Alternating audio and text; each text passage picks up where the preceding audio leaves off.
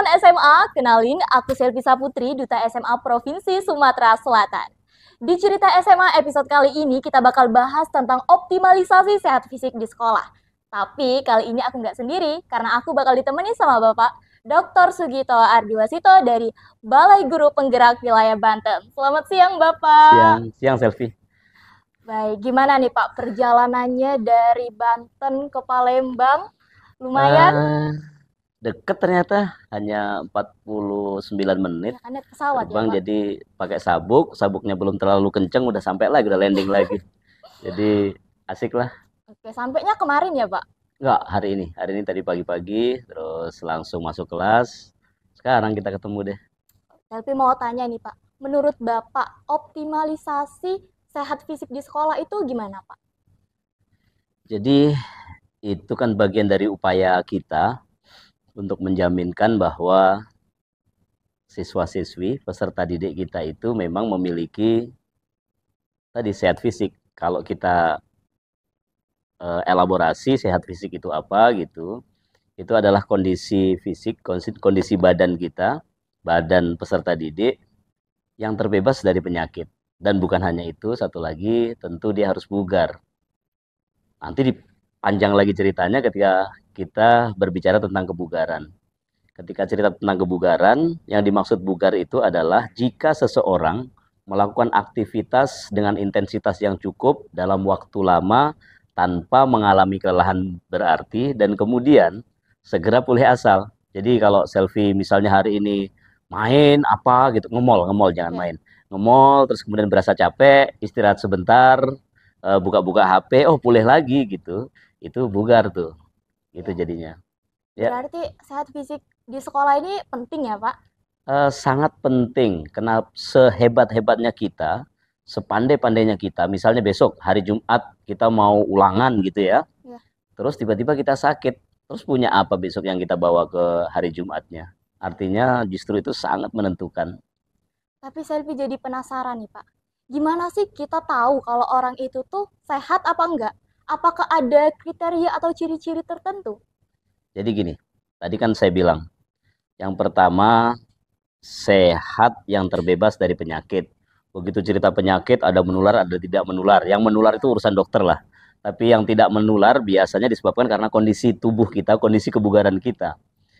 Ketika cerita kondisi kebugaran kita dari tubuh kita sendiri, itu ada sinyal kalau hari ini saya ngantuk gitu. Itu tandanya ya memang belum cukup tidur dan itu tanda-tanda bahwa itu tidak bugar. Denyut nadi saya lebih cepat dibanding biasanya, berarti itu tidak bugar. Kondisi suhu tubuh, artinya hal-hal semacam itu sebenarnya sinyal-sinyal itu ada di tubuh kita gitu dan kita bisa merasakan itu.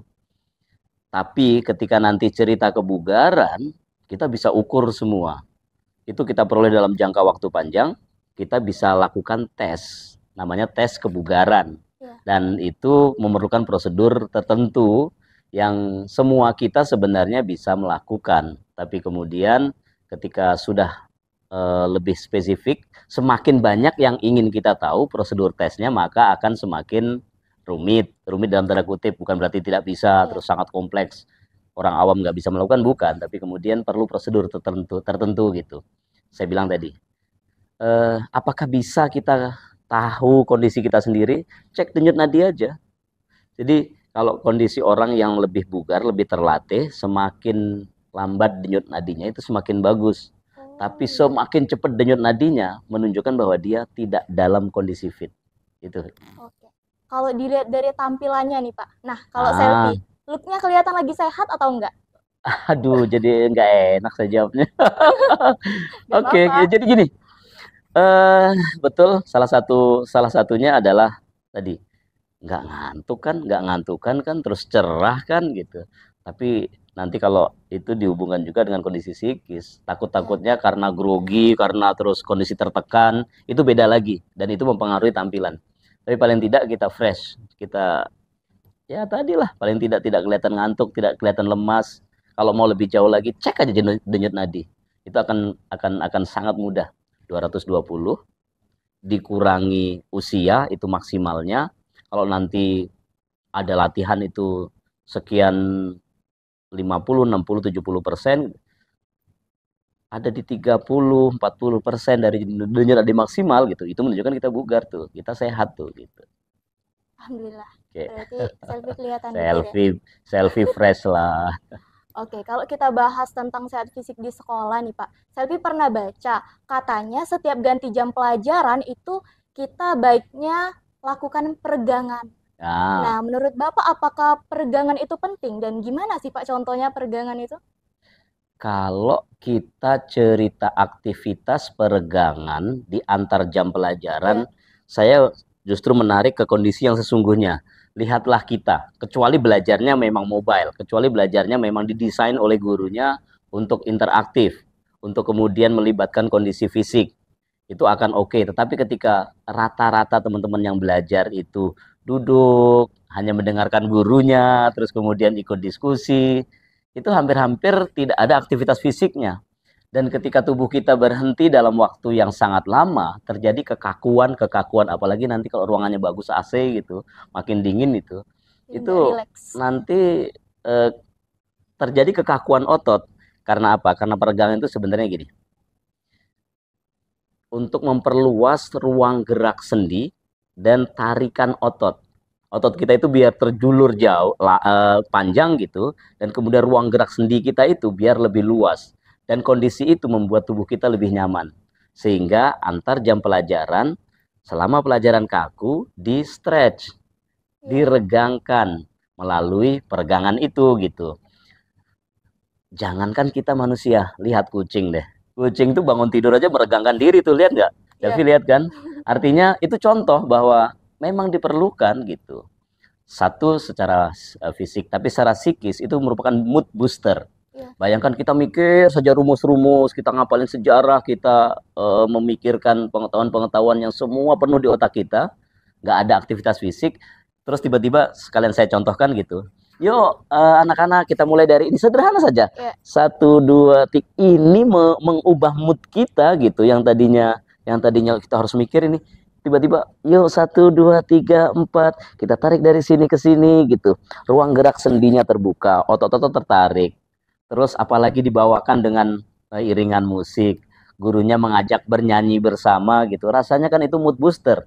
Sehingga pelajaran berikutnya lagi kita lebih fresh, Iya. nggak ada kekakuan, nggak ada eh, apa istilahnya rasa jenuh gitu. Kenapa? Karena sudah diselingi dengan stretching tadi gitu.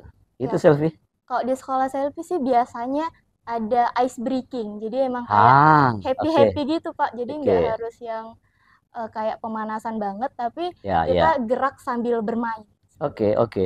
Nah, ice breaking sendiri gitu, itu bisa begini, bisa orientasinya hanya psikis saja, bisa juga sekaligus gitu diorientasikan pada fisik, psikal gitu. Ya, Artinya apa tadi? Dapat ruang gerak sendinya, dapat juluran otot yang lebih luas pergerakannya, itu akan lebih bagus.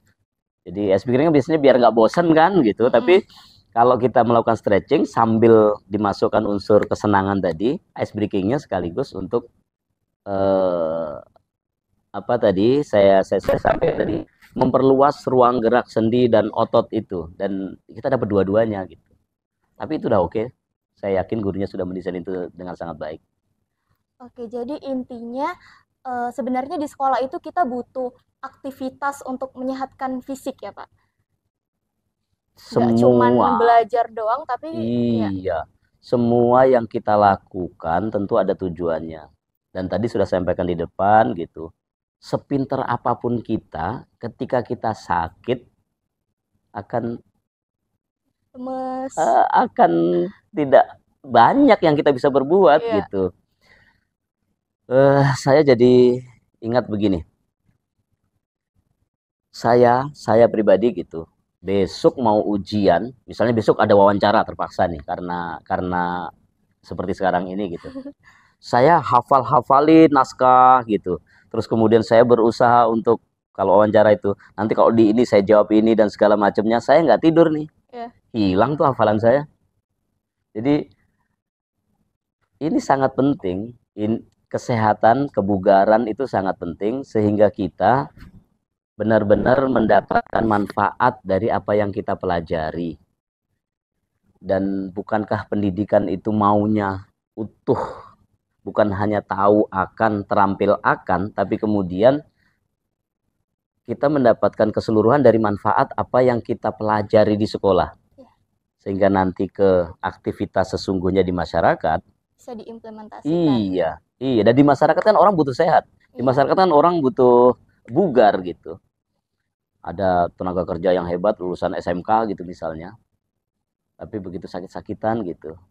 Jadi ya dia nggak bisa bersaing, dan competitive utilization akan pengetahuan dan keterampilan itu, itulah sebenarnya yang juga harus menjadi target dari upaya pembelajaran pendidikan di sekolah. Dan itu harus balance ya Pak antara keterampilan Ya, dengan pengetahuan. iya, keterampilan pengetahuan, dan sekarang sudah harus sadar bahwa kebugaran dan kesehatan itu penting, bukan hanya keterampilan dan keterampilan pengetahuan, dan kemudian bahkan tidak hanya cukup baik saja gitu. Orang sudah baik, orang sudah pintar, memiliki pengetahuan yang cukup, orang sudah terampil melakukan sesuatu, tapi kemudian sakit-sakitan.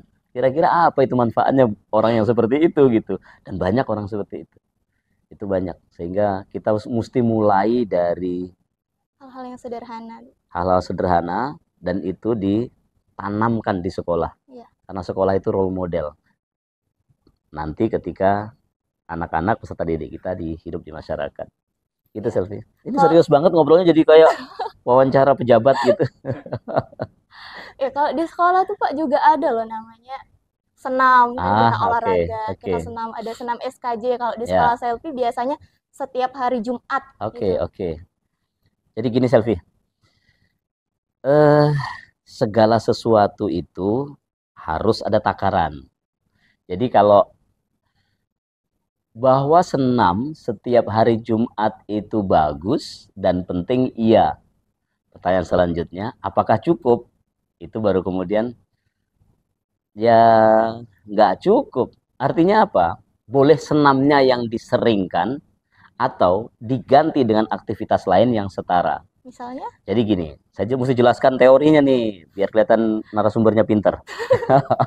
Jadi ada frekuensi, ada intensity, ada time, ada type. Frekuensi itu apa? Seminggu melakukan aktivitas berapa kali?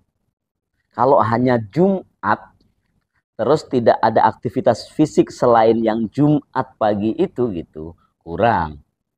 Tapi kemudian, wah kalau gitu berarti saya harus lebih banyak gitu. Selfie setiap hari, pagi sore seperti rumah makan tuh. Pagi sore gitu. Nanti overtraining tuh. Kelebihan latihan. Takarannya harus pas. Paling tidak bagi orang-orang awam kita seperti kita bukan atlet gitu, 3-4 kali dalam satu minggu. 3 sampai dengan 4 hari selang-seling gitu dalam satu minggu. Itu baru frekuensi. Itu untuk senam. Bukan hanya senam, aktivitas sejenis. Jadi pokoknya aktivitas fisik gitu, jangan berdoa terus dihitung aktivitas fisik, jangan. Yang kedua apa? Intensity. Kan fit tadi kan? Ya. Intensity, intensitasnya harus cukup. Tadi saya bicara denyut nadi gitu kan ya. Untuk masuk zona latihan dan dianggap latihan fisik gitu, paling tidak usia Selfie saya taruh aja 20 gitu biar gampang hitungnya. 220 dikurangi 20 usia itu menjadi 200. 200 itu adalah denyut nadi maksimalnya Selfie. Ketika 200 terlewati gitu, ambulans sudah harus datang tuh. Nah, kita latihan di mana denyut nadi kita untuk latihan daya tahan gitu. Itu 50, 60, 70%. Berapa tuh? Hitung aja sendiri lah. Pokoknya sekitar 160, 170, hitung aja sendiri. Nah, harus ada di kondisi itu intensitasnya. Kalau kurang dari itu, latihan fisiknya tidak bermanfaat. Kalau kelebihan dari situ, ambulan tadi. Gitu kan? Itu intensity. Kemudian ada time. Ada di zona latihan yang 220 dikurangi usia, dikurangi lagi sekitar 30-40% itu, artinya nanti kita 60-70% dari maksimal itu gitu. Itu dipertahankan paling tidak 15, 20, 30 menit gitu. Kalau saya sebut saja SKJ gitu, SKJ yang pelajar itu 6-7 menit. Sehingga perlu apa? Perlu diulang. Jadi jangan cuman Oke, baris berbaris gitu, barisnya aja lama gitu. Terus kemudian senamnya hanya sekali, cuman kebagian 7 menit tuh. Ya. Itu harus diulang berapa seri gitu untuk mempertahankan apa? Itu namanya time, durasi latihannya, durasi aktivitas fisiknya. Nah, setelah itu dapat, terakhirnya apa? Type, tipe latihannya. Saya tadi kan bilang, SKJ bisa diganti dengan latihan-latihan senam atau latihan-latihan fisik lain yang sejenis. Yang sejenis itu apa? Sejenis untuk kebugaran tadi, untuk daya tahan tadi. Karena apa? Karena beda. Tiba-tiba nanti, oh ini juga latihan sih, split-split gitu. Terus peregangan tadi gitu. Itu bukan untuk daya tahan kardiorespiratori, itu untuk kelentukan.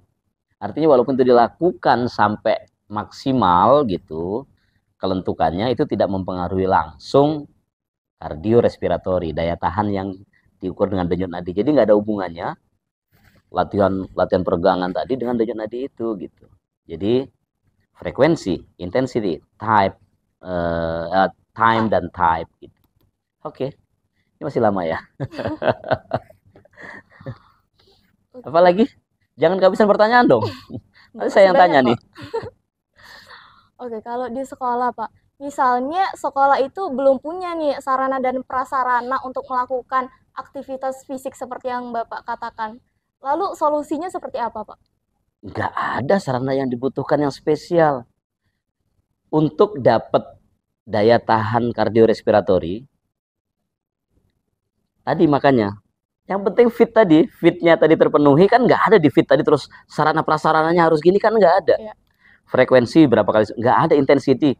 Artinya gini, syarat misalnya untuk daya tahan jantung paru, kardiorespiratori itu, gerakannya terus-menerus, berkesinambungan dalam waktu lama, intensitasnya rendah. Yang terpikir oleh saya, jogging, slow jog. Nggak boleh lari-larian cepet tuh, beda nanti kecepatan itu buat mempertebal jantung. Tapi kalau slow jog untuk memperluas paru-paru. Nah yang dilakukan apa? Memperluas paru-paru. Jogging, jalan lari kecil ini, dek, perlu apa? Sendal jepit pun bisa gitu. Kalau mau bagus sedikit ya sepatu gitu. Hanya jogging itu alat apa yang diperlukan? Nggak ada. Tapi harus tahu bahwa itu paling tidak dipertahankan 45 menit karena sudah dengan pemanasannya gitu. Nggak ada peralatan yang penting-penting amat. Kalau saya mau kekuatan gitu misalnya, saya contohkan di sini. Semua orang punya kursi sekolah, pasti. Dengan cara dipping namanya. 1, 2, dan ini dilakukan di antar pelajaran gitu. Otot peserta didik kita kuat. Kalau itu dilakukan dalam jangka waktu lama, daya tahan otot lengan kita kuat. Lebih bagus, bukan kuat, lebih lama, lebih bagus gitu. Artinya nggak ada yang spesial untuk melakukan latihan meningkatkan kebugaran. Jadi kalau nanti ada yang ngeluh gitu, aduh sekolah saya kan di ujung banget gitu. Pelosok. Nggak ada yang diperlukan apa-apa. Justru teman-teman kita yang dari pelosok itu, mereka yang hebat-hebat di olahraga tuh. Jadi karena terbiasa naik turun bukit, karena terbiasa ketemu danau, karena terbiasa jalanannya rusak gitu. Jadi nggak dimanjakan dengan fasilitas, mereka justru jauh lebih. Aktivitas sehari-harinya juga karena nggak dipaksa oleh gadget gitu. Mereka main lari-larian jauh lebih bagus. Ini kan fasilitas nih. Sementara yang nggak punya justru diuntungkan. Karena apa? Karena dia main di luar, aktivitas fisik. Kan gitu. Artinya untuk menjaga kebugaran ini tidak diperlukan alat yang spesifik. Asal kita tahu apa? Tipe latihannya. Dan kita bisa manfaatkan itu. Kalau saya mau koordinasi dan daya tahan saya bagus, tali apa gitu, skipping tahu kan? Ya, tahu. Lompat tali itu gitu. Itu kan bukan harus alat, oh berarti skippingnya mesti merek butterfly, belinya di Amerika, kan nggak gitu. Tali apa kayak gitu kan. Nanti kurang tantangannya ya 3 orang bergantian, yang setengah lompat-lompat, cukup. Oke. Berarti yang pentingnya juga adalah konsistensi dari orang tersebut ya, Pak. Istilahnya keren banget, konsistensi kayak pelajar SMA gitu. Konsistensi. Oke, iya. Terakhir nih Pak, Mm-mm. apa sih tipsnya biar di sekolah itu tuh aktivitas fisiknya jadi budaya di sekolah Oke, tersebut? oke. Kunci dari keberhasilan ini harus serius nih. Ini harus serius nih. Kunci dari keberhasilan ini adalah guru, tanpa menafikan peran siswa tentunya. Tapi dimulai dari gurunya dulu. Ketika membelajarkan peserta didiknya, Selfie kan merasakan gitu. Kalau sudah olahraga ke lapangan, kasih bola, suruh main apa saja, gitu kan? Gurunya kemana? Gurunya mau rapat. Terus atau gitu, disiapkan pemanasan, seluruh stretching peregangan, lari 3 keliling lapangan, kemudian dijelaskan, nah ini bola cara nendangnya gini, nggak selesai. Akhirnya gurunya yang hebat, muridnya nggak sempat nyentuh bola. Makanya saya bilang mulai dari gurunya. Mestinya membelajarkan itu seperti ini. Siap gerak, istirahat di situ gerak, atau cari pohon yang rindang, istirahat di bawah pohon gerak gitu. Di bawah pohon itulah dijelaskan. Kenapa mesti di bawah pohon? Karena kondisinya nyaman. Ketika nyaman, orang siap untuk belajar. Ya enggak? Bandingkan dengan yang gini. Ini enggak nyaman. Yang nyaman kan duduk-duduk di bawah pohon. Jelaskan oleh gurunya. Nah, kebugaran jasmani itu, kata Pak Gito waktu di video itu gitu, itu penting. Dan itu dibutuhkan oleh semua kita. Sepintar apapun kita ketika tidak bugar, kondisi tubuh kita dan akhirnya sakit gitu, semua akan hilang. Jadi penting nih nak. Murid kan langsung gini nih, kebugaran penting. Yang ngomong guru masa nggak percaya? Makanya saya bilang kuncinya di guru. Setelah itu, nah tujuan dari aktivitas kita hari ini adalah jelaskan tujuannya. Selfie sering dengar nggak dari guru menjelaskan itu? Tujuan pembelajaran kita hari ini adalah gitu. Sering dengar nggak? Kadang-kadang. Kadang-kadang. Itu seharusnya selalu. Kenapa? Nggak mungkin saya narik-narik selfie, yuk saya ajak ke pempek candy gitu, tanpa saya jelaskan tujuannya. Sampainya, pokoknya saya tarik aja gitu. Bahkan nggak dijelaskan, tidak dijelaskan, sebenarnya kita mau kemana, gandeng aja gitu. Itu jadi murid tuh, ini ngapain sih orang narik-narik saya, pasti gitu kan? Iya. Jelaskan tujuannya dulu.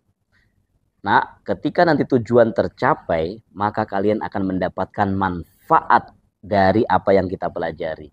Kan gitu. Jelaskan tujuannya. Satu, kalian bisa melakukan latihan-latihan daya tahan. Yang kedua, kalian bisa mengukur daya tahan kalian. Kalian bisa melakukan latihan, kalian bisa mengukurnya, kalian mendapatkan daya tahan. Daya tahan ini diperlukan untuk hidup siapapun. Bukan hanya guru, bukan hanya siswa, tapi hampir semua orang. Oke, itu dijelaskan. Ketika itu sudah dijelaskan, maka dicontohkan ini loh nak aktivitasnya, ini loh cara mengukurnya. Dari sana, guru nanti memberi tugas kepada peserta didik. Sehingga pola itu nanti terbiasa dilakukan oleh peserta didik gitu. 4 bulan ke depan, awal tahun kebetulan ya. 4 bulan ke depan, Bapak akan tagihkan target daya tahan kalian, statusnya baik. Kira-kira selfie usaha nggak? Iya. Usaha. Caranya gimana? Caranya paling tidak, kamu di rumah, dalam 1 minggu, ada aktivitas itu yang kamu lakukan. Entah kamu lari kecil-kecil, entah kamu skipping, entah kamu SKJ, kamu ulang-ulang. Paling tidak sehari 20-30 menit. Nggak ada waktu, sekarang ada PR banyak, itu hanya alasan. 24 jam kita itu seringkali kita pakai untuk rebahan. Kenapa? Karena nggak diprogramkan. Begitu diprogramkan oleh gurunya, lakukan di rumah. Dan nanti itu akan menjadi kebiasaan. Contohnya siapa? Contohnya Pak Sandiaga Uno. Contohnya Pak siapa lagi? Sudah setua itu mereka masih senang jogging. Senang melakukan olahraga, aktivitas-aktivitas lain. Mereka tidak ada yang maksa. Kenapa? Karena ada kesadaran bahwa itu penting. Terus tiba-tiba murid-murid di Sumatera Selatan atau di bagian Indonesia yang lain gitu, enggak penting, kami biasa aja begini aja gitu. Insya Allah hilang tuh. Kenapa? Bicara kebugaran dan juga kesehatan, Kata dokter-dokter, saya bukan dokter. Use it or lose it. Jadi gunakan dan itu makin meningkat, atau Anda gak akan kehilangan karena tidak pernah menggunakan. Gitu. Jadi itu budaya itu mesti di sekolah. Mulai dari sekolah diajarkan oleh gurunya, tapi juga ditunjukkan bagaimana caranya. Saya tidak ingin mengatakan bahwa itu harus dipaksa, tapi kemudian dibuatkan panduan, pedoman, program. Karena belajar itu sebenarnya ada individual program. Selfie tentu kebutuhannya berbeda dengan siapa namanya Bambang gitu misalnya. Kebutuhannya berbeda, sehingga kebutuhan selfie aktivitas fisik dengan Bambang berbeda. Gurunya tahu itu, gurunya memberikan program. Kalau selfie masih kebagian ini nggak sih? Buku Ramadan? Iya. Buku Ramadan? Pas SD. Sekarang SMA nggak? Enggak. Lihatlah yang dilakukan oleh guru agama itu. Satu buku, nanti kan ada pertanyaan yang harus diisi tuh ya. Sholat maghribnya terus ditandatangani siapa, sholat itu diganti bisa loh. Sholat maghrib itu diganti sebelum mandi push up 15 kali kali 3. Tanda tangan orang tua, bisa kan ya? Bisa. Sehingga selfie melakukan itu di rumah, 3 bulan kemudian begitu dites, ini keras nih, ini keras nih, ini lebih kuat tuh gitu. Tapi harus diprogram oleh guru, makanya saya bilang kuncinya harus guru dulu nih. Baru kemudian muridnya paham, muridnya diberikan panduan, keterampilan, dia ngerti dan kemudian bisa melakukannya sendiri, bisa berprogram individual, jalan nih program. Jadi kebugaran ini akan kita dapat gitu. Nanti lagi-lagi ngomong begini nih. Sepengalaman saya, nih selfie ngaku nih, sepengalaman saya waktu buku Ramadan gitu, tanda tangannya banyak yang palsu, saya bohong gitu. Kalau itu terjadi, ditagihnya di akhirat. Jadi kita belum bisa evaluasi sekarang. Tapi kalau kebugaran, itu nggak bisa bohong. Karena dites. Karena nanti 4 bulan, dites oleh gurunya, nggak latihan, pasti nggak kuat itu push up. Percaya nggak? Percaya. Harusnya begitu kalau percaya. Muridnya aja percaya, masa gurunya nggak percaya? Kan gitu. Oke, jadi kesimpulannya adalah bahwasanya aktivitas fisik di sekolah itu sangat penting dan kuncinya adalah dari gurunya. Gurunya harus membuatkan program dan juga harus si anak ini harus punya konsistensi sehingga penerapan aktivitas fisik di sekolah ini berjalan dengan baik. Baik, terima kasih Bapak Sugito sudah menyempatkan hadir di Cerita SMA episode kali ini. Semoga apa yang Bapak sampaikan bermanfaat untuk teman-teman SMA di seluruh Indonesia. Saya Selvi Saputri, pamit undur diri. Wassalamualaikum warahmatullahi wabarakatuh. Waalaikumsalam warahmatullahi wabarakatuh.